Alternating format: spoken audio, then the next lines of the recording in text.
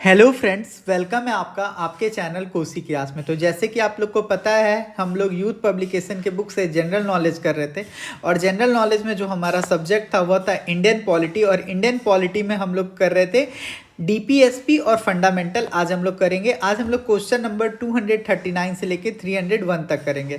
अगर आप इस वीडियो में बने रहते हो तो आपको बहुत ही ज़्यादा हेल्प मिलेगा और रेलवे के आप किसी भी एग्जाम के लिए आपको कोई भी तरह का दिक्कत नहीं होगा।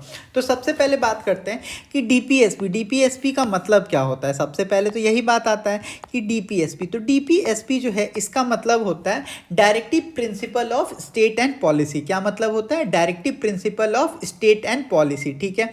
अब बात आता है कि जो हमारा डीपीएसपी है ये कौन से पार्ट में है। तो देखिए, जो हमारा संविधान है उसके पार्ट 4 में क्या आता है, तो उसके पार्ट 4 में हमारा डीपीएसपी आता है। ठीक है। जो हमारा डीपीएसपी है इसमें आर्टिकल कहाँ से स्टार्ट होता है, तो इसमें हमारा आर्टिकल नंबर 36 से स्टार्ट होता है और कहाँ तक जाता है, तो ये हमारा 51 तक जाता है। ठीक है। इतना बात, बेसिक बात समझ गए। अब हम लोग इसको कहाँ से बोरो करके लाए, तो जो हमारा डीपीएसपी है इसको हम लोग बोरो करके लाए। कहाँ से? आयरलैंड से। कहाँ से बोरो करके लाए? तो इसको हम लोग आयरलैंड से क्या करके लाए, इसको हम लोग आयरलैंड से बोरो करके लाए। तो इसको ही हम लोग क्या बोल देते हैं कि ईरिश कॉन्स्टिट्यूशन से हम लोग बोरो करके इसको लाए हैं। ठीक है। डीपीएसपी हमारे संविधान में कहाँ से आया, तो आयरिश कॉन्स्टिट्यूशन या आयरलैंड के संविधान से हम लोग इसको लेके आए हैं। कब लेके आए? तो हम लोग इसको लेके आए थे 1937 में। ठीक है। आयरिश कॉन्स्टिट्यूशन जो था, आयरिश कॉन्स्टिट्यूशन 1937, उसी से हम लोग ये लिए थे। ठीक है। इसको बात समझ में आ गया। और ये आयरिश कॉन्स्टिट्यूशन जो था ये कहाँ से कॉपी हुआ था?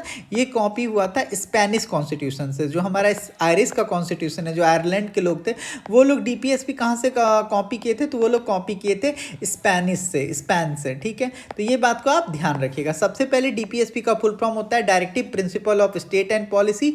ये हमारे पार्ट 4 में आता है संविधान के। आर्टिकल नंबर 36 से 51 से 36 से स्टार्ट होता है, 51 पे जाके खत्म हो जाता है। ठीक है। जो हमारा डीपीएसपी है इसको हम लोग कहाँ से लिए हैं, लाए हैं, तो आयरलैंड से लेके आए हैं। ठीक है। इस बात को समझ में आ गया। और ये जो आयरलैंड गवर्नमेंट थी वो कहाँ से लाई थी, तो स्पेनिश कॉन्स्टिट्यूशन से लेके आई थी। ठीक है। अब एक बात रखिए, याद रखिएगा, जो हमारा डीपीएसपी है, जो हमारा डीपीएसपी है और जो हमारा फंडामेंटल राइट है, इसको ही हम लोग क्या बोलते हैं, तो इसको ही हम लोग सोल ऑफ कॉन्स्टिट्यूशन बोलते हैं। इसी को हम लोग क्या बोलते हैं, तो इसी को हम लोग सोल ऑफ कॉन्स्टिट्यूशन बोलते हैं। ठीक है। और जो हमारे doctor B R Ambedkar sir थे, डॉक्टर कौन थे, doctor B R Ambedkar sir, इन्होंने क्या बोला था, इन्होंने डीपीएसपी को बोला था कि ये क्या है, ये हमारे संविधान का नोबल फीचर है। ये हमारे संविधान का क्या है, ये हमारे संविधान का नोबल फीचर है। इतना बात आप समझ गए। ठीक है। जो हमारा डीपीएसपी है इसको ही बहुत सारे फिलॉसफी के जो लोग होते हैं वो इसको क्या बोलते हैं, इसको सोल ऑफ कॉन्स्टिट्यूशन बोलते हैं। क्या बोलते हैं? Soul of constitution. किसको किसको? तो हमारा डीपीएसपी और हमारा फंडामेंटल राइट को मिला के। ठीक है। जो हमारे बी आर अम्बेडकर थे वो क्या बोले डीपीएसपी को कि हमारे संविधान का क्या है, नोबल फीचर है। ठीक है।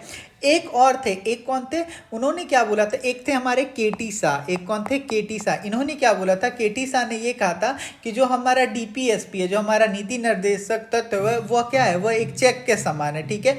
जिसका जो भुगतान है वो गवर्नमेंट अपने अकॉर्डिंग कर सकता है। क्या करता है? गवर्नमेंट जो है वो अपने अकॉर्डिंग कर सकता है। अब एक और इम्पॉर्टेंट बात जान लीजिए कि जो हमारा डीपीएसपी होता है इसको कोर्ट में आप जाके क्लेम नहीं कर सकते हैं। जो हम लोग का डीपीएसपी होता है इसको हम लोग कोर्ट में जाके क्लेम नहीं कर सकते हैं। क्या? ठीक है। इतना बात आप समझ में आ गया। मतलब न्यायालय इसमें कुछ भी हस्तक्षेप नहीं कर सकता है। ठीक है। तो चलिए अब स्टार्ट करते हैं डीपीएसपी के बारे में पढ़ना। तो जो हम लोग का डीपीएसपी होता है वो स्टार्ट होता है कहाँ से, तो डीपीएसपी जो स्टार्ट होता है ये स्टार्ट होता है आर्टिकल नंबर 36 से। आर्टिकल नंबर 36 क्या है, तो ये है मेरा डेफिनेशन ऑफ स्टेट। क्या है मेरा? Definition of state. इसका मतलब ये हो गया, इसमें नीति निर्देशक तत्वों के संदर्भ में राज्य का परिभाषा है। डेफिनेशन ऑफ स्टेट बताया गया है कि जो हमारा नीति निर्देशक तत्व है डीपीएसपी है वो क्या होता है और उसका स्टेट के प्रति क्या जिम्मेदारी होगा। ठीक है। इतना बात समझ में आ गया। 37 ये कहा जाता है कि इसको कोर्ट के द्वारा, इसको कोर्ट के द्वारा लागू नहीं करवाया जा सकता है। 36 क्या कहता है, डेफिनेशन ऑफ स्टेट। 37 ये कहता है कि इसको कोर्ट के द्वारा लागू नहीं करवाया जा सकता है, ठीक है। 38 ये कहता है कि जो हमारा डीपीएसपी है, जो हमारा डीपीएसपी है वो क्या करेगी, सरकार जो गवर्नमेंट है वो लोगों का कल्याण करेगी, मतलब लोगों का क्या करेगी, वेलफेयर करेगी। कौन करेगी, हमारा गवर्नमेंट, जो हमारा गवर्नमेंट है वो लोगों का क्या करेगी, वेलफेयर करेगी। इसी के तहत आप लोगों को क्या मिलता है, इसी के तहत आपको राशन कार्ड वगैरह जो मिलता है वो हमारा इसी के तहत आता है, ठीक है। तो जो हमारा गवर्नमेंट है वो क्या करेगी, गरीबों का कल्याण करेगी, ठीक है। जो हमारा 39 है वो क्या कहता है, वो कहता है इक्वल वेजेस। क्या कहता है, equal justice equal wages, equal justice equal wages. इसका मतलब हो गया कि जैसे मान के चले कोई महिला है और कोई पुरुष है, दोनों काम कर रहे हैं, तो आप बस उसका इस बात से आप उसका सैलरी नहीं काट सकते हो कि वो क्या है, महिला है, उसका एफिशिएंसी क्या होगा, कम होगा, इस बात से आप उसको नहीं कर सकते हो, ठीक है। तो जो हमारा समान काम होगा, समान काम के लिए स्त्री पुरुष को क्या मिलेगा, समान वेतन मिलेगा, ठीक है। इस बात को आप याद रखिएगा। अब बात करते हैं जो हमारा 40 है, जो हमारा 40 है ये क्या है, 40 हमारा कहता है ग्राम पंचायतों का संगठन, ग्राम पंचायतों का क्या संगठन। इसका मतलब हो गया ऑर्गेनाइजेशन ऑफ विलेज पंचायत, ठीक है, ऑर्गेनाइजेशन ऑफ विलेज पंचायत, ठीक है। याद रखिएगा ऑर्गेनाइजेशन ऑफ विलेज पंचायत हमारा किस में आता है, तो ये हमारा आता है 40 में, ठीक है। 41 देखिए, 41 क्या कहता है, तो 41 जो होता है इसमें कहा जाता है कि कुछ कुछ कारण में आपको जो गवर्नमेंट है वो क्या करेगी, हेल्प करेगी। जैसे आपको वर्क में हेल्प करेगा, अगर आपको सरकार, अगर आपको काम नहीं मिल रहा है तो आपको सरकार रोजगार देगी। आपको एजुकेशन के रूप में आपको क्या मिलेगा, एजुकेशन में सहायता मिलेगा, ठीक है। जैसे बहुत सारे लोग को देखते होंगे, जैसे गवर्नमेंट क्या करती है, विधवा लोगों को पेंशन देती है, विकलांग लोगों को साइकिल देती है, ठीक है, वृद्धा पेंशन देती है। तो ये सब हमारा 41 की वजह से ही आता है। 42 जो है हमारा ये क्या है, तो 42 हमारा कहता है provision for justice and human condition of work and maternity leave. Maternity leave देगी गवर्नमेंट, मतलब अगर कोई महिला प्रेग्नेंट है तो उसको क्या मिलेगा, उसको मैटरनिटी रिलीफ मिलेगा। कितने दिन का मिलता है, तो जनरली जो हमारा मैटरनिटी रिलीफ होता है वो हमारा कितने दिन का मिलता है, तो हमारा अराउंड मैं बात करूँ तो 90 डेज़ का मिलता है। कितने दिन का मिलता है, 90 डेज़ का मैटरनिटी रिलीफ मिलता है, ठीक है। जो हमारा 43 है वो क्या कहता है, तो जो हमारा 43 कहता है कि आपको कम से कम इतना वेजेज रहेगा जिसमें आपका क्या हो जाए, जिसमें आपका भरण पोषण हो जाए। आपका कम से कम इतना इतना वेतन रहेगा जिसमें आपका क्या हो जाए, भरण पोषण हो जाए, ठीक है। जो हमारा 44 है, 44 हमारा क्या कहता है, तो 44 कहता है uniform civil code for the citizen. क्या कहता है 44, uniform civil code for the citizen, ठीक है, uniform civil code for the citizen, ठीक है। ये बात आप समझ में आ गया। इसका मतलब ये हो गया कि जो हमारा मतलब विवाह एवं तलाक के लिए जो रूल रहेगा वो क्या रहेगा, वो सेम रहेगा, भले ही जो हमारा क्या कहते हैं उनका शादी करने का तरीका क्या हो, अलग हो। जो हमारा 45 है वो हमारा ये कहता है कि 6 से 14 वर्ष के बच्चों को निःशुल्क शिक्षा कौन देगी, सरकार देगी। और इसके लिए जिम्मेदार कौन होगा, गवर्नमेंट तो होगा ही होगा, साथ साथ पेरेंट भी हमारे क्या होंगे, जिम्मेदार होंगे, ठीक है। और इसी में ये कहा जाता है कि 6 से 14 साल के बच्चों का जो गवर्नमेंट है वो उनके स्वास्थ्य का भी देखभाल करेगी, ठीक है। 46 क्या कहता है, तो 46 जो है ये मेरा कहता है SC ST OBC के लिए क्या करना है, आरक्षण देना। जो हमारा SC ST है, SC ST OBC है, इनके लिए क्या हो जाएगा, आरक्षण हो जाएगा मेरा क्या 46। 47 क्या हो जाएगा, 47 ये कहता है कि जो हमारा 47 ये कहता है कि जो भी हमारा गवर्नमेंट है वो क्या करेगी, वो हम लोगों का न्यूट्रिशन वाला खाना प्रोवाइड करेगी सारे लोगों को। और जो हानिकारक चीज़ है जैसे अल्कोहल वगैरह, तो इस पर क्या करेगी, इस पर वो बैन लगाएगी, ठीक है। बात करते हैं 48 का। जो हम लोग का 48 है वो ये कहा जाता है कि जो हमारा कृषि एवं पशुपालन का जो होगा ना, उसको क्या किया जाएगा, उसको डेवलपमेंट करवाया जाएगा, ठीक है। तो एनिमल और एग्रीकल्चर से संबंधित है। इसमें ये बोला गया है कि हम लोग कोशिश करेंगे कि हम लोग एनिमल और एग्रीकल्चर से संबंधित पूरा क्या करेंगे, डेवलपमेंट का काम करेंगे, उसका पूरा ऑर्गेनाइजेशन बनाएंगे, ठीक है। 49 हम लोग का ये कहा गया है कि हम लोग क्या करेंगे, जो हमारे यहाँ मॉन्यूमेंट्स हैं, ठीक है, जो हमारे क्या हैं राष्ट्रीय धरोहर है, उनको क्या करेंगे, साफ मतलब सेफली रखेंगे, ठीक है। बात करते हैं 50 का। तो 50 हमारा क्या कहता है कि जो हमारा कार्यपालिका है, जो हम लोग का क्या है कि कार्यपालिका है और जो हम लोग का न्यायपालिका है, उन दोनों को बीच में अलग रखेंगे। जो हम लोग का जुडिशरी है और जो हम लोग का एग्जीक्यूटिव है, इन सबको क्या करेंगे, इन सबको अलग रखेंगे, सेपरेट रखेंगे, ठीक है। ये दोनों को सेम नहीं करेंगे, ठीक है। और 51 ये कह रहे हैं कि promotion of international peace and security, ठीक है, promotion of international peace and security, ठीक है। तो ये टोटल इतने आर्टिकल हैं जो हमारे किस में आते हैं, डीपीएस में आते हैं। और इसमें जितने भी आर्टिकल हैं वो हमारे कोर्ट में बाध्य नहीं है। इसमें सरकार के पास अगर पर्याप्त धन है तो होगा काम, नहीं है पर्याप्त धन तो नहीं होगा, ठीक है। तो हम आपको बता देते हैं फिर से। देखिए डीपीएसपी का फुल फॉर्म होता है directive principle of state and policy, part 4 में आता है, आर्टिकल नंबर 36 से 51 तक आता है, आयरिश कॉन्स्टिट्यूशन से लिए हुए हैं, ठीक है। डॉक्टर BR अम्बेडकर ने इसको क्या बोला था, इसको बोला था नोवल फीचर, कुछ लोगों ने इसको सोल ऑफ द कॉन्स्टिट्यूशन बोला था। KT मुंशी ने क्या बोला था, KT शाह ने ये बोला था कि जो हमारा नीति निर्देशक है डीपीएसपी है वो क्या है, एक चेक के समान है जिसका भुगतान जो है बैंक अपने इच्छा अनुसार से करता है। अब बात करते हैं 36 का। 36 जो है ये हम लोग का डेफिनेशन देता है। 37 बोलता है कि इसको कोर्ट के द्वारा लागू नहीं किया जा सकता है। 38 बोलता है कि लोक कल्याण के लिए गवर्नमेंट हेल्प करेगी, जैसे कि राशन कार्ड वगैरह मिलता है। 39 कहता है equal justice and equal wages, समान काम समान वेतन। 40 ये कहता है कि हम लोग का जो ग्राम पंचायत है उनका संगठन बनेगा। 41 ये कहता है कि वर्क एजुकेशन पे गवर्नमेंट क्या करेगी, आपको सहायता प्रदान करेगी, जैसे कि आपको विधवा पेंशन, वृद्ध पेंशन, स्कॉलरशिप वगैरह मिलता है। 42 मैटरनिटी लीव, जो भी गर्भवती महिला है उनको क्या होगा, उनको ऐसा काम ना करना पड़े जिसमें अधिक परिश्रम हो, उनको छुट्टी मिलेगा, मैटरनिटी लीव मिलेगा। 43 है हमारा क्या, वेजेस, आपको इतना कम से कम वेतन मिलेगा जिससे आपका क्या हो, जीवन गुजारा हो पाए। 44 ये कहता है कि आपका धर्म कोई भी हो लेकिन शादी और तलाक का नियम क्या होगा, सेम होगा। 45 ये कहता है 6 से 14 साल के जितने भी बच्चे हैं उनका स्वास्थ्य और शिक्षा का जिम्मेदारी कौन रखेगा, सरकार रखेगा और उनके पेरेंट रखेंगे, ठीक है। इस बात को याद रखिएगा, ठीक है। और इसी को 86वां संशोधन करके क्या बना दिया गया था, इसको मूल अधिकार बना दिया गया था। 46 ये कहता है SC ST OBC के लिए क्या होगा, विशेष आरक्षण होगा। 47 ये कहता है जो गवर्नमेंट है वो ये इंश्योर करेगी कि लोगों को न्यूट्रिशन वाला खाना मिल रहा है, और जो भी खराब चीज़ें अल्कोहल वगैरह उस पर बैन करेगी, मतलब ठीक है, प्रतिबंध लगाएगी। जो हम लोग का 48 है ये एनिमल और एग्रीकल्चर से लेते थे कि इसके रिगार्डिंग वो अच्छा काम करेगी, ऑर्गेनाइजेशन वगैरह बनाएगी। 49 ये कहता है कि जो हम लोग का मॉन्यूमेंट्स है उसको क्या करेंगे, प्रोटेक्शन देंगे। और 50 ये कहता है कि जो हम लोग का जुडिशरी और एग्जीक्यूटिव न्यायपालिका है और जो हम लोग का कार्यपालिका इसको हम लोग अलग रखेंगे।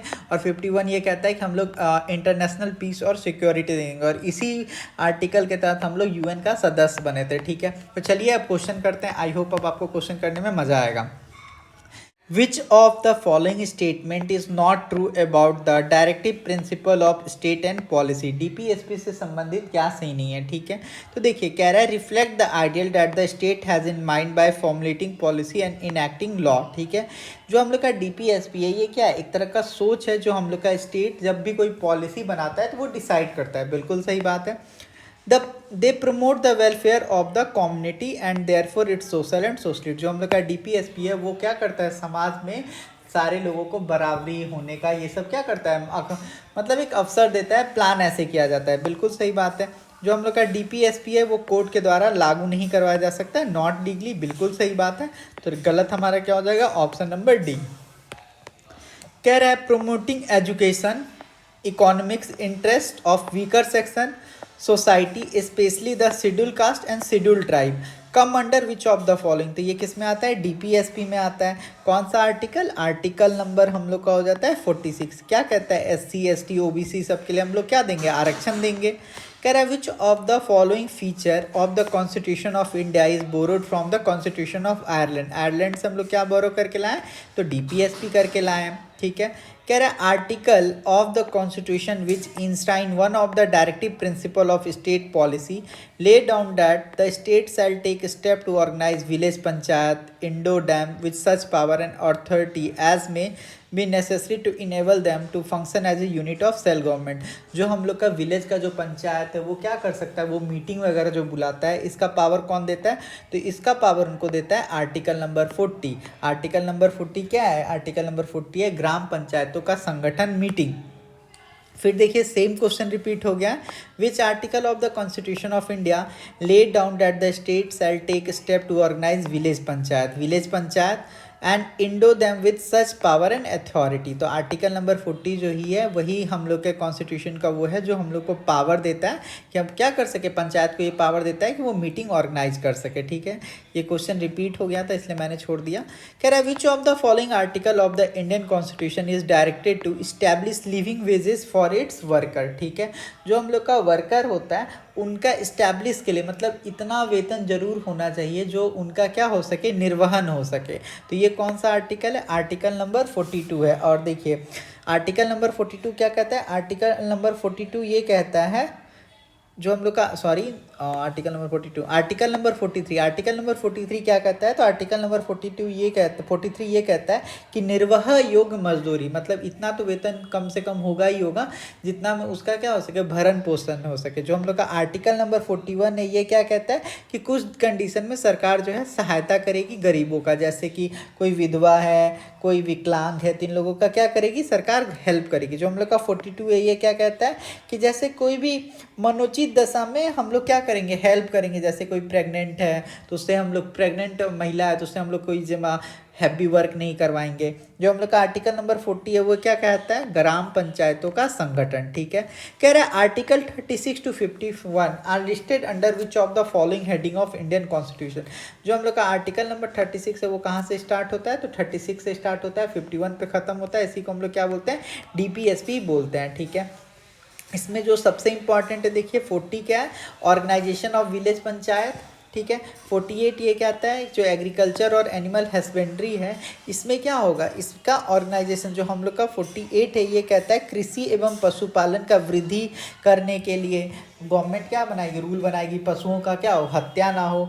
48 क्या है कि इन्वायरमेंट को प्रोटेक्ट करेगी। 49 क्या कहता है, जो भी राष्ट्र धरोहर है उनको प्रोटेक्ट करेगी। 50 क्या कहता है, जो हम लोग का जुडिशरी है और जो हम लोग का एग्जीक्यूटिव है इसको मतलब मिलाएगी नहीं, सेपरेट रखेगी। 51 क्या कहता है, शांति का बढ़ावा देगी। ठीक है, which article of the Indian constitution deal with the provision of protection of monument and place and object of national importance. ठीक है, तो आर्टिकल नंबर जो 49 है जो कि DPSP के तहत आता है, ये बोलता है क्या, ये बोलता है कि हम लोगों को अपने मॉन्यूमेंट्स की रक्षा करनी चाहिए। ठीक है, the provision content in the DPSP in the directive principle of state policy. ठीक है, जो हम लोग का DPSP है वो ये कहता है कि इसको हम लोग कोर्ट के द्वारा लागू नहीं करवाया जा सकता है, इसको हम लोग कोर्ट के द्वारा लागू नहीं करवाया जा सकता है, ये बिल्कुल सही है। The directive principle of state policy in the constitution of India has been adopted from. जो हम लोग का डायरेक्टिव प्रिंसिपल ऑफ DPSP है इसको हम लोग आयरिश कॉन्स्टिट्यूशन से अडॉप्ट किए हैं। ठीक है, the directive principle of state policy DPSP को हम लोग का संविधान है वो किसके पार्ट में, कौन से पार्ट में आता है, तो जो हम लोग का DPSP है वो हमारे संविधान के पार्ट नंबर 4 में आता है। और ये स्टार्ट होता है कहाँ से, तो ये हम लोग का स्टार्ट होता है 36 से लेके 51 तक। कहाँ से, 36 से लेके 51 तक। ठीक है, कह रहा है which of the following is related to part 4 of the Indian constitution. जो हम लोग का DPSP है वो हम लोग के संविधान के भाग 4 में आता है और हम लोग का 36 से स्टार्ट होता है, 51 पे जाके खत्म हो जाता है। ठीक है, which of the following article of the constitution of India lay down the state shall take a step to organise village panchayat. Village panchayat के लिए कौन सा आर्टिकल जिम्मेदार है, तो विलेज पंचायत के लिए हम लोग का आर्टिकल नंबर 40 जिम्मेदार है। कौन सा, 40। ठीक है, the provision of securing just and human condition of work and for maternity relief. Maternity relief जो हम लोग को मिलता है वो हम लोग को आर्टिकल नंबर 40 की वजह से मिलता है, 42 की वजह से मिलता है। और ये किस में आता है, ये हम लोग का DPSP में आता है। ठीक है, which article of the Indian constitution lay down DPSP on promotion of international peace and security. ठीक है, तो इंटरनेशनल पीस एंड सिक्योरिटी को बढ़ावा कौन देता है, तो आर्टिकल नंबर 51, इसी के तहत हम लोग UNO में शामिल हुए थे। ठीक है,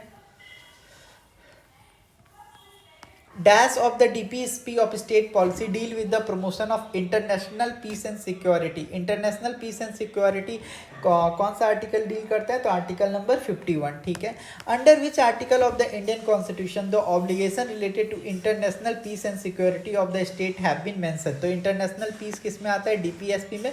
कौन सा आर्टिकल, तो article number 51।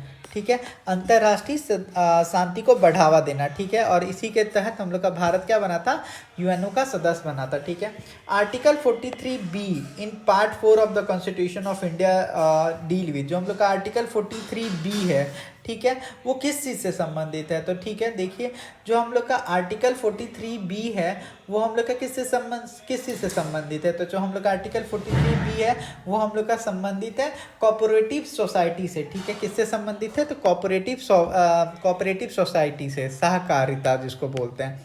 Which of the following policy adopted by the government of India is not guided by the directive principle of state policy. ठीक है, तो जीपीएसपी जो है ये हम लोग का लॉ से बंधा हुआ नहीं है, इसको आप मतलब लॉ से बंधा हुआ नहीं है, मतलब इसको आप कोर्ट में जाके चैलेंज नहीं कर सकते कि नहीं हमको सरकार हेल्प कर ही क्यों नहीं रही है, बताइए। ठीक है, इस टाइप का। Which part of the Indian constitution is also called a unique feature of the constitution by doctor B.R. Ambedkar. अभी मैंने आपको बताया था unique feature doctor Bhimrao Ambedkar ने डीपीएसपी को क्या बताया था, तो डीपीएसपी को उन्होंने बताया था यूनिक फीचर। ठीक है, the provision of the uniform civil code are mentioned in the constitution of India. तो यूनिफॉर्म सिविल कोड क्या है, तो ये हम लोग का आर्टिकल नंबर कितना है, तो आर्टिकल नंबर 44 है। इसमें क्या बोला गया है, तो इसमें यही बोला गया है कि जो हम लोगों का शादी और तलाक का जो नियम होगा वो सबके लिए क्या होगा, सेम होगा, भले ही उनका शादी करने का तरीका अलग हो। तो ये किस में आएगा, पार्ट 4 में आएगा। आर्टिकल नंबर कौन सा है, तो आर्टिकल नंबर 44 है। ठीक है, Which of the following article of the Constitution of India deal with the uniform civil code for the citizen। तो यूनिफॉर्म सिविल कोड किस में आता है, तो आर्टिकल नंबर 44 में आता है। कि कौन सा पार्ट, तो पार्ट 4 में। और इसमें क्या बोला जाता है कि शादी और तलाक का जो नियम होगा सबके लिए सेम होगा। Which article of the Indian constitution aim at securing for the citizen और uniform civil code throughout the territory of India. UCC के तहत जो भी हम लोग को संरक्षण मिलता है वो कौन से आर्टिकल में आता है, article 44। The uniform civil code is describe in which article of the constitution. जो हम लोग का यूसीसी आता है वो हम लोग के संविधान के आर्टिकल नंबर 44 में आता है, और डीपीएसपी का ये पार्ट है।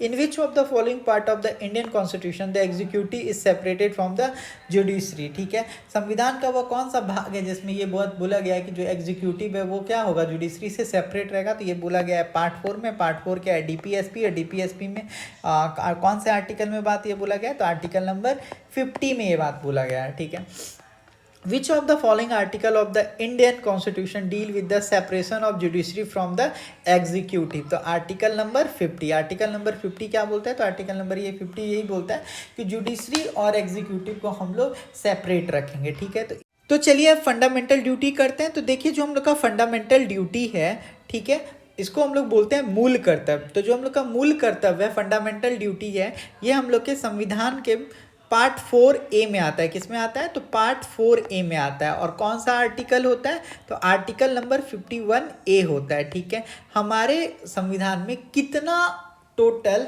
फंडामेंटल ड्यूटीज़ है, तो अभी टोटल 10 फंडामेंटल ड्यूटीज़ हैं। जो हम लोग का फंडामेंटल ड्यूटी है वो पहले हमारे संविधान में नहीं था, लेकिन हम लोगों ने 42वां अमेंडमेंट करके फंडामेंटल ड्यूटीज़ को क्या कर दिया, ऐड कर दिया। इस बात को याद रखिएगा। और कब किया ऐड, तो 42वां संशोधन करके 1976 में हमने फंडामेंटल ड्यूटीज़ को ऐड कर दिया। एग्जाम में पूछेगा कि फंडामेंटल ड्यूटी कहाँ से लिया गया है, तो फंडामेंटल ड्यूटी जो है यूएसएसआर से लिया गया है, सोवियत संघ से लिया गया है। अगर आप फंडामेंटल ड्यूटी का कोई बात नहीं मानते हो तो आपको ऐसा नहीं है कि आपके ऊपर कोई भी कानूनन कार्रवाई होगा, नहीं होगा। ठीक है, और ना तो इस मामले में कोई भी आपको दंड दिया जाएगा। ठीक है, और किसके कहने पे इसको ऐड किया गया था, तो स्वर्ण सिंह कमेटी, याद रखिएगा, जो हम लोग का स्वर्ण सिंह कमेटी है उसके कहने पे हमने फंडामेंटल ड्यूटीज़ को 1976 में 42वां अमेंडमेंट करके जोड़ दिया गया था। और फंडामेंटल ड्यूटी हमने कहाँ से लिया था, यूएसएसआर से लिया गया था, मतलब रूस से लिया था, सोवियत संघ से। देखिए जो हम लोग का पहला जो हम लोगों का मूल कर्तव्य है वो क्या क्या है, मैं 10 बता देता हूँ। पहला ये है कि हम लोग संविधान का पालन करेंगे, राष्ट्रीय ध्वज, राष्ट्रीय प्रतीक, ये सब का क्या करेंगे, सम्मान करेंगे, संसद का सम्मान करेंगे, सुप्रीम कोर्ट का सम्मान करेंगे, हाई कोर्ट का सम्मान करेंगे। ठीक है, समझ में आया। राष्ट्रीय आंदोलन को प्रेरित करने वाले आदर्शों का पालन करेंगे, जो भी हम लोगों का राष्ट्रीय आदर्श है उसको हम लोग फॉलो करेंगे। ठीक है, देश की संप्रभुता बनाए रखेंगे, देश की रक्षा करने का जब भी बारी आएगा तो हम लोग जाएंगे, जैसे कारगिल के टाइम पे लोग गए थे। ठीक है, देश के लोगों में क्या रखेंगे, मेल चाल रखेंगे, भेद मतलब कोई भी मतलब लड़ाई झगड़ा वाला काम नहीं करेंगे, देश को समृद्ध बनाने का कोशिश करेंगे, वैज्ञानिक दृष्टिकोण से अपनाएंगे, पर्यावरण और वन जीवन की क्या करेंगे, रक्षा रक्षा करेंगे। 9वां जो हम लोग का सार्वजनिक संपत्ति है उसका हम लोग क्षति नहीं करेंगे, रक्षा करेंगे। 10वां जो व्यक्तिगत तथा सामूहिक भलाई के लिए हम लोग क्या करेंगे, तैयार रहेंगे, ठीक है। और हम लोग एक और चीज़ किए थे, अमेंडमेंट करके हम लोग एक और नंबर मतलब एक और फंडामेंटल ड्यूटीज़ मूल कर्तव्य में ऐड किए थे, और वो क्या था कि 6 से 14 वर्ष के बच्चों का क्या होगा, 6 से 14 वर्ष के अभिभावक जो हैं वो उनका ड्यूटी होगा। लेकिन हम लोग 86 संशोधन करके इसको कहाँ पे ऐड कर दिए थे, तो मैंने आपको बताया था 86वां संशोधन करके इसको हम लोग मूल अधिकार बना दिए थे, ठीक है। तो चलिए अब क्वेश्चन करते हैं। आई होप सब कुछ क्लियर है। The fundamental duties in the constitution of India were adopted from, कहाँ से लिए थे हम लोग, यूएसएसआर से लिए थे। कहाँ से लिए थे, सोवियत संघ से लिए थे, ठीक है। Which of the following constitution amendment provide for the inclusion of fundamental duties in constitution of India. तो हम लोग 42वां अमेंडमेंट करके हम लोग क्या किए थे, जो हम लोगों का फंडामेंटल ड्यूटीज है उसको ऐड कर दिए थे। कौन से कमेटी के रिपोर्ट पे, तो स्वर्ण सिंह कमेटी के रिपोर्ट पे, ठीक है। और कब किए थे, 1976 में, ठीक है। Which amendment added a chapter 4A to Indian Constitution which consisted of only one article 51A that deal with fundamental duties, ठीक है। तो पार्ट 4A में, ठीक है, क्या था, तो पार्ट 4A में है हम लोग का फंडामेंटल ड्यूटीज, ठीक है। और कौन सा अमेंडमेंट करके ऐड किए थे, 52 अमेंडमेंट, और कौन से कमेटी के कहने पे, स्वर्ण सिंह कमेटी के कहने पे, ठीक है। The fundamental duties of citizen were added to the constitution of India by 42nd amendment in, तो कब ऐड किए थे, 1976 में। कौन सा कमेटी था, तो स्वर्ण सिंह कमेटी था, ठीक है। और कहाँ से लिए थे, तो यूएसएसआर से लिए थे। As on January 2022 how many fundamental duties are there, तो देखिए जुलाई 2022 के अकॉर्डिंग टोटल हमारे पास 11 फंडामेंटल ड्यूटीज हैं। पहले तो 10 थे, लेकिन जो हम लोग का ये बोला गया कि 6 से 14 वर्ष के बच्चों को पढ़ाना पेरेंट का भी काम है, तो ये हम लोग का फंडामेंटल ड्यूटीज हैं, ठीक है। According to the constitution of India which is not a fundamental duty of a citizen from the following, कह रहा है to defend the country and render national service when called upon. बिल्कुल सही बात है, ये फंडामेंटल ड्यूटी है कि अगर देश को जरूरत पड़ेगा तो आपको लड़ाई करने के लिए जाना पड़ेगा, युद्ध करने, सही बात है। कह रहा है to treat man and human equally, ये हम लोग का फंडामेंटल ड्यूटी नहीं है, ये हम लोग का गलत हो जाएगा, ठीक है। कह रहा है the fundamental duties of Indian citizen are found in which article of the constitution of India. Fundamental duty आपको कहाँ देखने के लिए मिलता है, आर्टिकल 51 में, और संविधान के कौन से भाग में, तो पार्ट 4A में। The fundamental duties have been added in the Part 4 of the Constitution under dash in the year 1976 through the 42nd Constitutional Amendment। तो हम लोग संविधान फंडामेंटल ड्यूटी को पार्ट 4A में ऐड किए थे, और कौन सा आर्टिकल, तो article 51A। Which article of the Constitution of India was amendment in 2002 and clause K was inserted that say who is a parent or guardian to provide opportunity for education to his child or as the case may be award between the age of 6 and 14, ठीक है। तो आपको ये बात याद रखना होगा कि जो हम लोगों का फंडामेंटल ड्यूटी है उसी में ये बात बोला गया था कि जो 6 से 14 वर्ष के अभिभावक हैं उनका ये उनका ये क्या है, कर्तव्य है कि वो अपने छोटे बच्चों को शिक्षा देंगे। तो 51 है as per article 51D of the constitution of India, ठीक है। कह रहा है 51A का जो हम लोग का D है वो क्या है, तो the state shall not deny to any person equality before the law और the equal protection of the law within the territory of India. Untouchability ये भी नहीं होगा। Every adult is initial to register, ये सब कुछ नहीं।